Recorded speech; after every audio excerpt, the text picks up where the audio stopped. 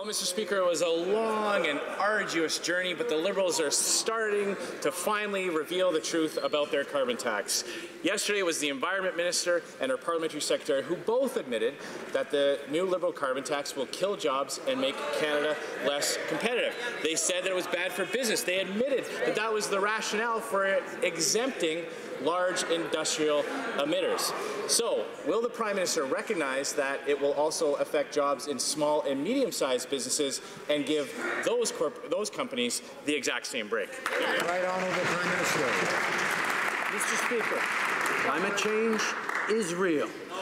We are the first generation to know what to do about it, but the last generation that's going to actually be able to do anything about it, and that is what we are doing.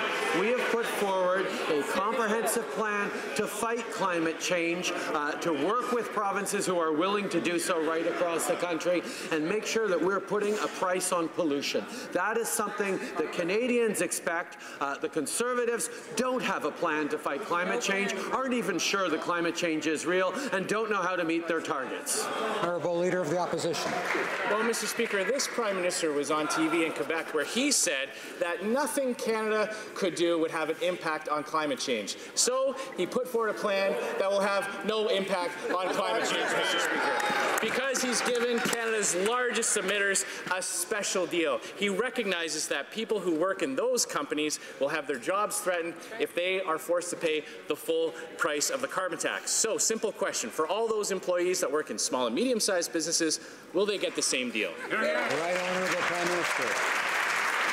Mr. Speaker, we recognize that it's time that Canada had a real and concrete plan to fight climate change. That is exactly what we've put forward by putting a price on pollution. It's very simple, Mr. Speaker. Pollution is free, so we have too much of it. We put a price on it, we reduce pollution. That is what the essence of our plan is. We are moving forward in a way that supports families and indeed, yes, supports small and medium-sized businesses as we go through the transition towards a cleaner economy and towards protecting future generations. The Conservatives. The Honourable Leader of the Opposition.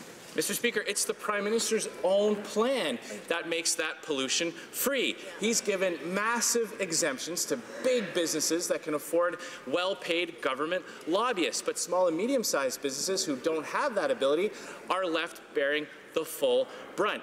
Now we learn that he's exempted coal-fired power plants from his carbon tax.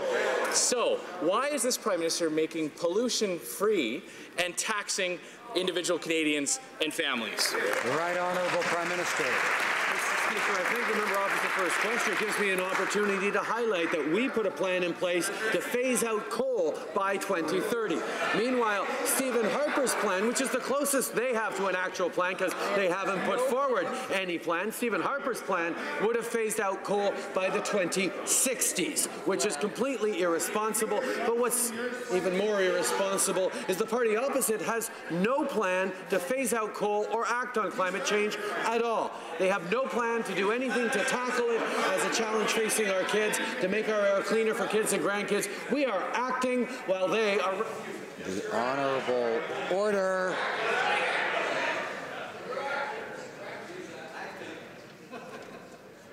The Honourable Leader of the Opposition. Mr. Speaker, the Prime Minister has put forward a plan that gives massive exemptions to the country's largest emitters. He's said to all those companies that had well-paid government lobbyists that could negotiate a special deal, no problem, 90% off on your carbon tax. And now we learn that there's a special deal for Canada's largest emitters in the electrical generation field. But why is it that when this Prime Minister always brings forward a plan, it's individual Canadians and families that bear the brunt? Why is this Prime Minister given a big break for polluters and a big tax for commuters? The Right Honourable Prime Minister. Mr. Speaker, unlike the Conservatives, we believe that emissions need to go down and that we need to continue to create good middle-class jobs for Canadians. So what the Conservatives are saying is, surprise, surprise, factually wrong. We have set a target for industry to reduce pollution, and if they fail to meet that target, they pay the price. If they do better, for example, through innovation, then they are rewarded. Our plan will also give money directly to households where the federal backstop applies. The only only mystery here, Mr. Speaker, is where is the Conservatives' plan? No plan. There's no plan.